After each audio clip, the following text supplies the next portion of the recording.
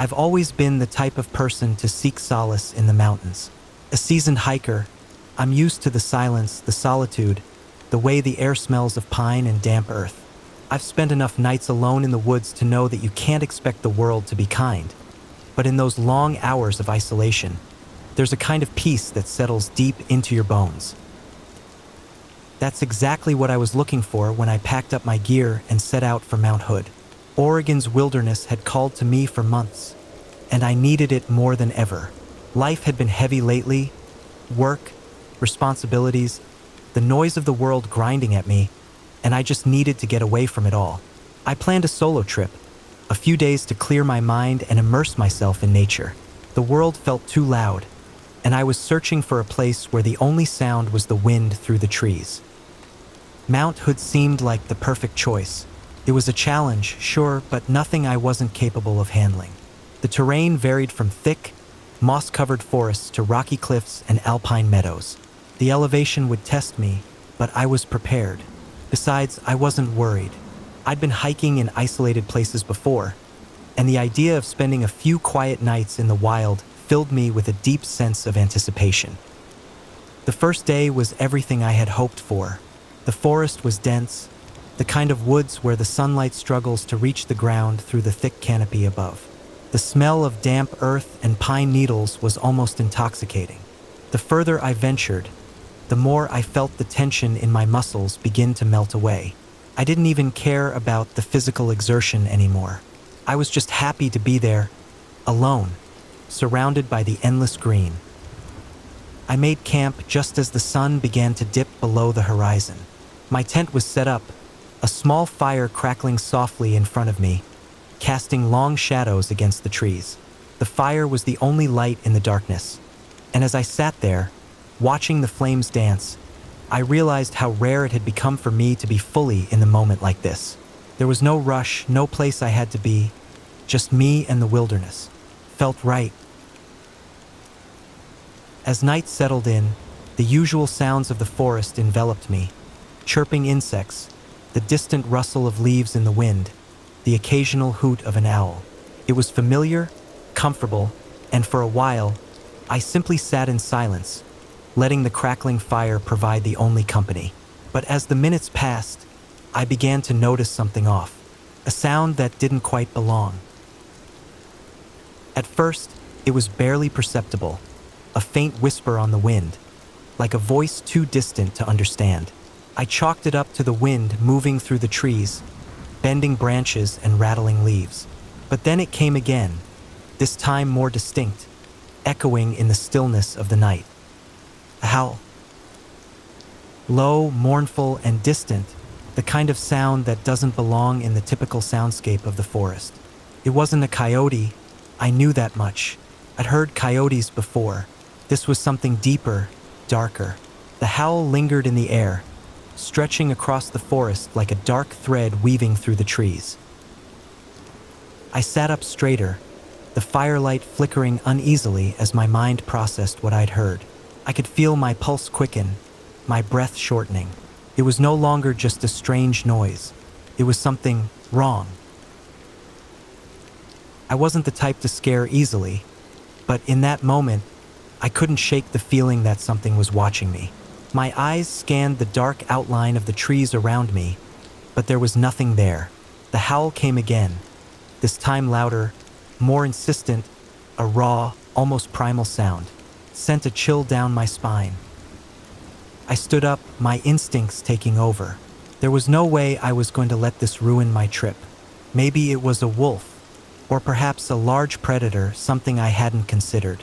Whatever it was, I wasn't going to let it spoil the tranquility of the night. I took a deep breath and shook off the unease that had started to creep in, though I couldn't completely quiet the nagging feeling in the back of my mind. The howling continued, but it seemed to be moving farther away, slipping back into the depths of the forest. I listened for a while, the fire popping and crackling beside me, until the sound faded into silence again. I told myself it was just an animal, something wild, nothing to fear. Still, I couldn't shake the tightness in my chest. My thoughts were a tangled mess, and I found myself pacing around the campfire, wondering if I was just overreacting.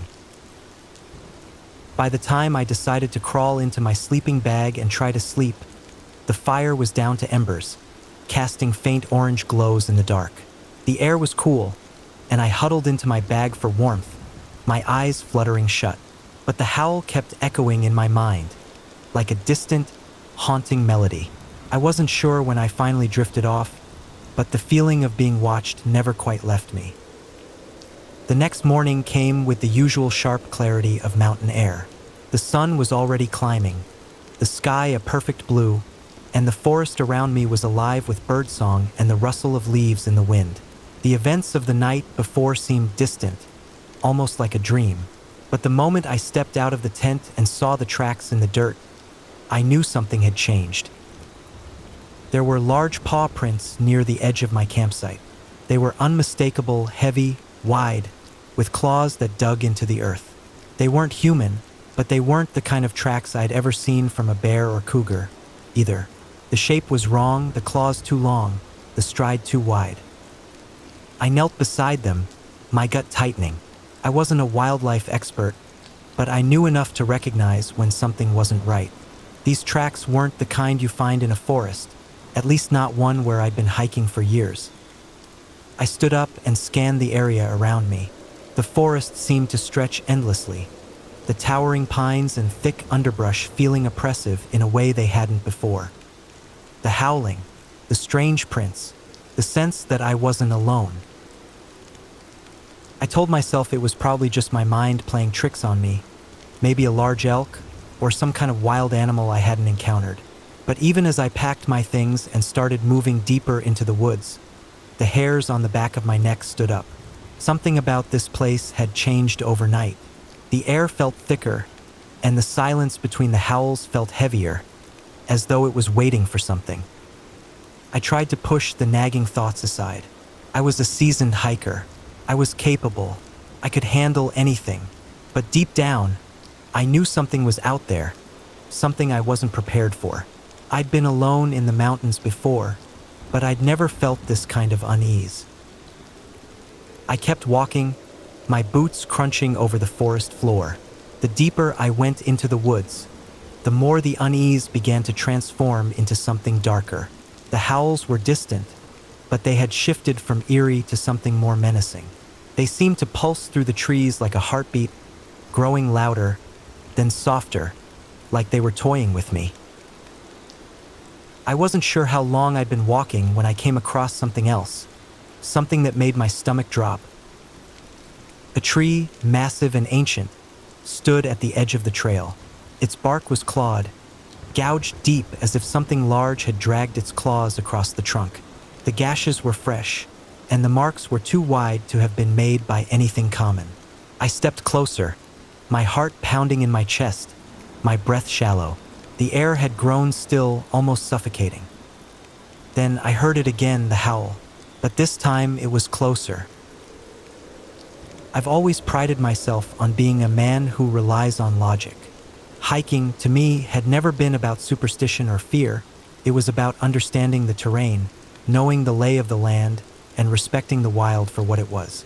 I'd spent my life roaming forests, mountains, and valleys across the country. I could navigate with a map and compass, knew how to build a fire in the rain, and had learned to listen to the sounds of the woods for clues about what was nearby.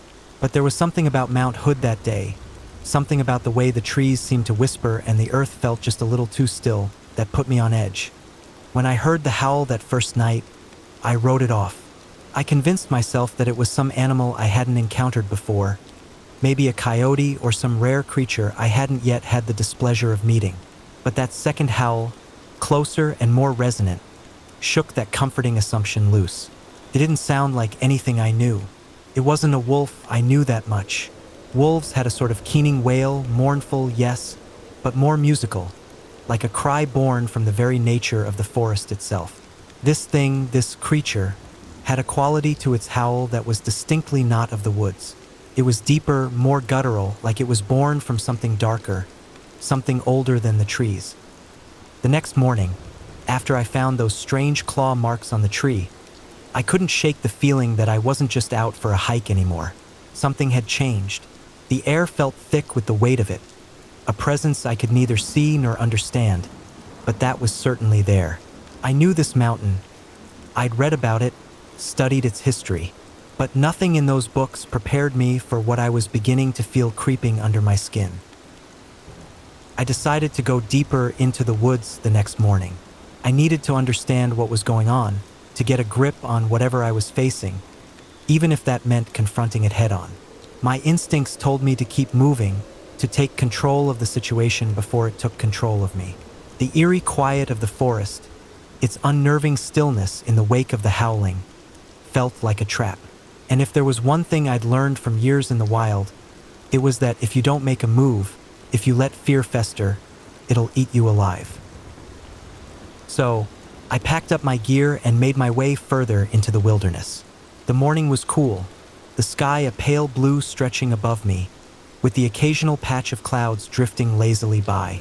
The forest was dense, as I knew it would be.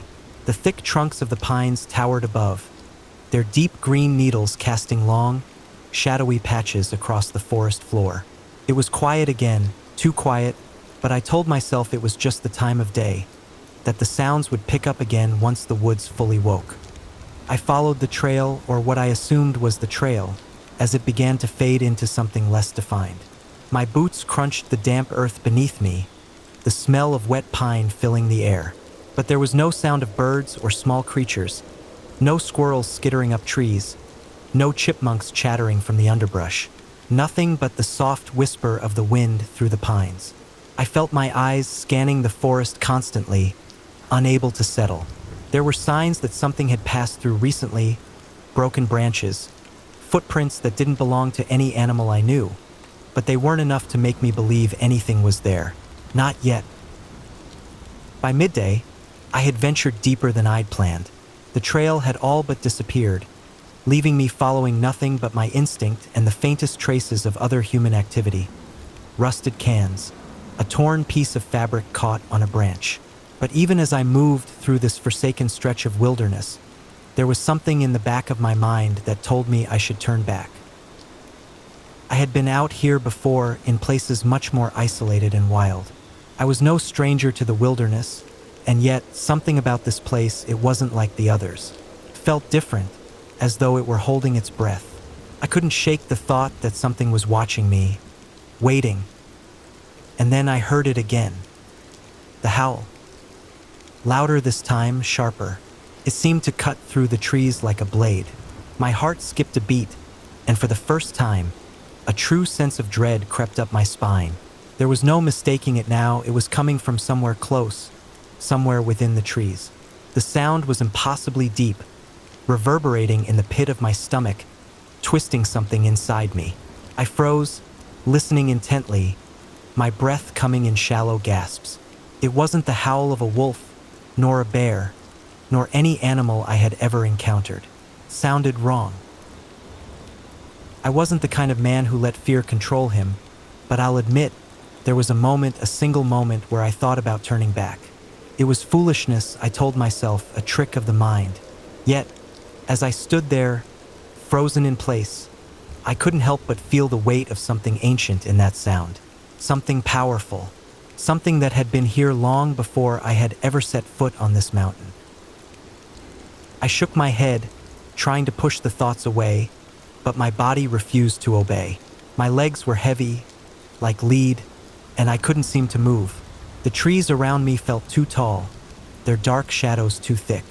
It was as though the forest itself had grown closer, closing in on me, suffocating me with its presence. The howl came again, this time even closer, just beyond the edge of my vision. I took a deep breath and forced myself to move. Step by step, I inched forward, my every muscle strung tight, my senses on high alert. There was something out there, and I had to find it. I had to understand what was happening. The deeper I went, the quieter it became, the air growing thick and still. I noticed strange things, claw marks on trees, deeper and longer than any bear or cougar would leave behind. I saw broken branches that didn't quite make sense, like something large and powerful had torn through them. And there were the footprints, At first, I thought they were just my own, but as I knelt down to examine them, I saw that they weren't. These were fresh, unmistakable, large with a strange, almost elongated shape, like something with claws had pressed into the soft earth. The prints were deep, as though the creature that made them had been heavier than anything I could imagine. I took another step forward, my mind racing. Something was hunting me. The howl had stopped, and in its place came a new sound, a low, drawn-out growl, something deep in the throat, like a bear but more intelligent. I turned slowly, scanning the forest around me. It wasn't just the growl. It was the silence between the growls that filled me with a primal sense of dread. The woods had gone still, too still.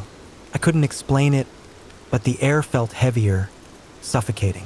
Every crack of a twig beneath my feet sounded like a gunshot in the silence. My eyes darted around, and that feeling of being watched, grew even stronger. I could feel the weight of it pressing on my chest, suffocating me. There was something out there, hidden, just beyond my sight. I wasn't alone. I never had been. I took another step forward, moving more cautiously now. The howling had stopped, but I couldn't shake the feeling that I was being herded, drawn deeper into the heart of the mountain. The growl sounded again, louder this time, and it came from behind me. I turned on instinct, but when I did, I saw nothing. Just trees, shadows, and the fading remnants of the day's sunlight. But I couldn't shake the feeling of eyes on me. Something was watching, something that didn't belong. I didn't know it yet, but whatever was out there had already begun to close in. The forest was closing in on me, the shadows stretching long and dark, as though the very trees were conspiring to trap me. The ground beneath my boots felt softer now, the earth giving way slightly with each step. I was deep in the heart of Mount Hood's wilderness, far past where any rational hiker would dare to go. The trail was long gone, replaced by a tangle of thick brush, twisted roots, and endless rows of towering pines that felt too close. The space between the trees seemed to grow narrower as I moved forward, as though the forest itself were tightening its grip on me. I was being hunted. I knew that now with the kind of clarity that only comes when your survival is on the line. I had heard the growls, the howls. I had seen the strange claw marks on the trees. And now, I felt it in the air, the pressure of something ancient and malevolent watching, waiting for the right moment to strike. I couldn't remember how long I had been walking since the last growl had sounded behind me. My legs were aching, my breath shallow and rapid, but I didn't dare stop. Every fiber of my being screamed to keep moving, to get out, to find the safety of a clearing, or even better, the edge of the mountain. But that thing, whatever it was clever. It knew the land. It knew how to stalk, how to isolate its prey. I stumbled forward, catching my foot on a root, nearly falling, but I managed to catch myself at the last second. The trees felt different now, like they were leaning in closer, the shadows lengthening unnaturally in the fading light. The underbrush had grown thick, almost unnavigable, and my compass was useless in the dense canopy of branches overhead. The sky, which had been a pale blue earlier, was now darkening with the coming night, the sun sinking lower, swallowed by the relentless pines. I didn't know if I was walking toward safety or deeper into the jaws of whatever hunted me. Then I heard it again, the howl. But this time it was different. It wasn't just an eerie sound carried on the wind. This one was deliberate. It was close, very close. My stomach tightened into a knot, and my feet froze in place, my breath catching in my throat. The howl reverberated through my bones, something primal in its intensity. I had been trying to ignore it, to convince myself it was just an animal, but I couldn't anymore. The hairs on my arms stood on end, and my heart pounded so loud in my chest that it almost drowned out the sound of my footsteps. I was being stalked. There was no other way to put it. The howls, the growls, they were no longer just sounds. They were warnings, and I was the prey. My body started moving on its own, faster now, my instincts overriding reason. I wasn't thinking clearly anymore. I was just running, tripping over rocks and uneven ground, my thoughts scattered in every direction. A low growl echoed through the trees. This time it was coming from the right, just beyond the edge of the trees where I couldn't see. I spun to face it, my hands clutching the hunting knife I had brought with me, but the motion felt futile. I didn't even know what I was fighting against. The forest was eerily quiet again, and the only sound I could hear now was my own ragged breathing and the pounding of my heartbeat in my ears. The growl had stopped, but it was too late. The fear was already lodged deep in my chest, a cold, gnawing presence that wouldn't let go. I kept walking, or maybe I was stumbling. I couldn't tell anymore. My legs felt like lead, and my eyes kept darting around, looking for movement, searching for any sign of what was behind me. The forest was alive with noise, but it wasn't the usual chorus of birds or insects. This noise was different. It was the subtle rustle of something large moving through the underbrush, something that was not supposed to be there. Then, without warning, I heard something else. A whisper, low, almost inaudible. It wasn't the wind. It wasn't the trees. The whisper was coming from the direction I had just come from, and it was close. My pulse quickened, and I swallowed hard. The sound was unmistakable, a voice. Someone or something was speaking. I turned sharply, my heart in my throat, but there was no one there. The forest was still silent. The whisper hadn't come again, and yet I couldn't shake the feeling that something or someone was just beyond the trees, watching. The darkness was creeping in now, and I realized I had wandered too far. The sun was nearly gone, the mountains swallowed by shadow. I had no idea which direction I was heading, and I felt that deep gnawing fear that comes with realizing you're lost. The air was thick with fog now, curling around the trunks of trees and settling into the ground. Felt wrong. Everything felt wrong. I started walking again, trying to find any sign of a path, of a trail, of anything that could give me some clue as to where I was. But the more I moved, the more it felt like the mountain was shifting around me, the trees growing taller, their trunks more twisted. I was disoriented. I had never been lost in the wild before. Never. And yet, here I was, unable to find my way. The fog thickened, pressing in on me, and I knew I had to find shelter before the darkness fully consumed the forest. I needed a place to hide, to rest, to think. But every time I turned, every time I thought I saw something familiar, I realized I was just going in circles. And then I heard it. A snap, a crack of branches breaking. It wasn't the sound of a small animal. It wasn't the wind. It was deliberate, and it was close. I spun around, my breath caught in my throat, my eyes searching the fog for any sign of movement. And that's when I saw it. Just beyond the haze, between the trees, I caught a glimpse of something massive moving. It wasn't a bear. It wasn't a wolf. The shape was wrong. The silhouette was huge, larger than anything I'd seen before. It was crouched low to the ground, its body almost serpentine, as though it were stalking me, waiting for the right moment to strike. I froze, my pulse racing in my ears. I could see the glint of eyes, amber, glowing faintly from the darkness, watching me. I wanted to scream, but no sound escaped my throat. The air was thick, and I was paralyzed with fear. The creature moved again, its form shifting in and out of the fog like some nightmare. It was too large to be a bear, and too low to the ground to be anything I'd ever encountered in the wild. I knew in that moment that I wasn't dealing with any ordinary animal. This thing was something else, something ancient, something that had been lurking in these woods long before humans had ever set foot on Mount Hood.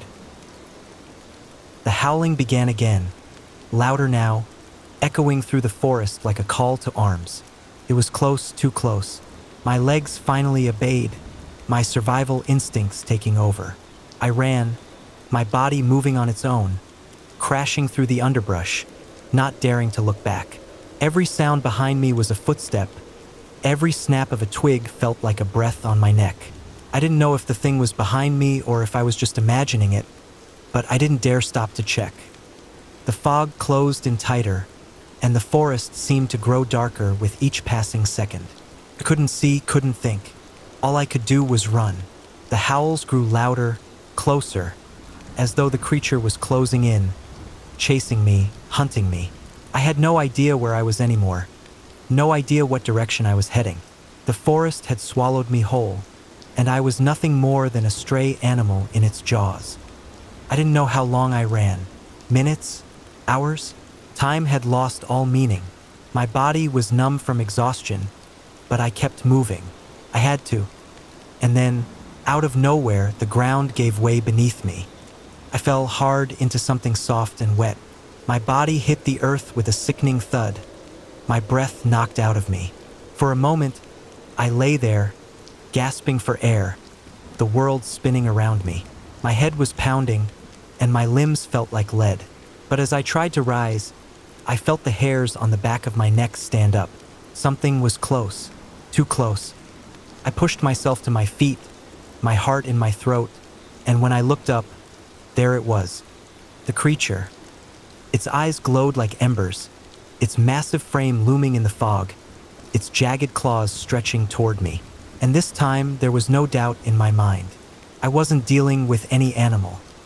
I was facing a cryptid, something ancient, something that had haunted these woods for centuries, and I was about to become its next meal.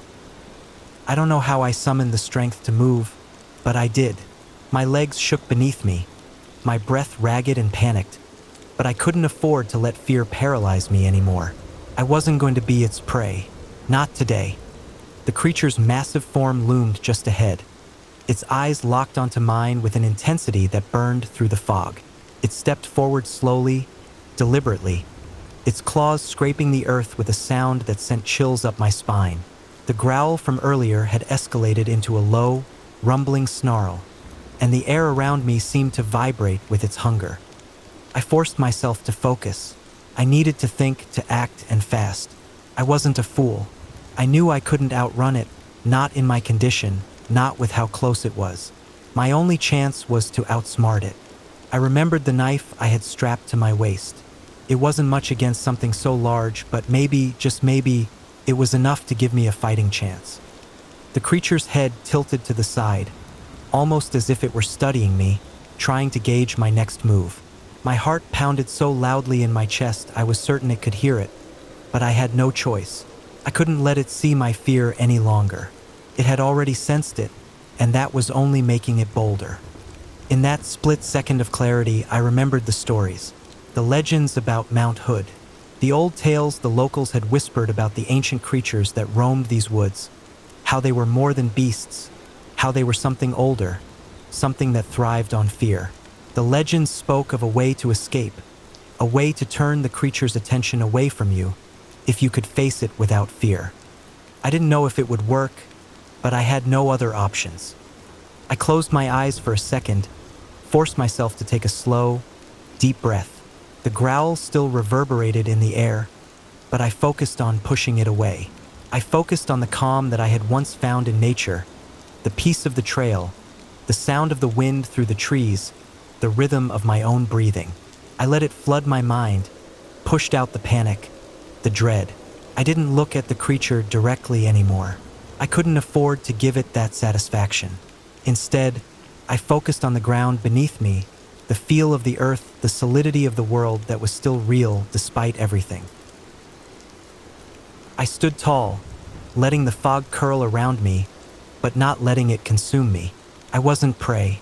I wasn't the hunted. I was still human, and I would not be reduced to fear. The creature paused. For a moment, the air felt thick and tense, as though the world itself was holding its breath. I didn't move. I didn't flinch. I stood my ground, defying it in every way I could. It growled again, but this time the sound was different. It was almost confused.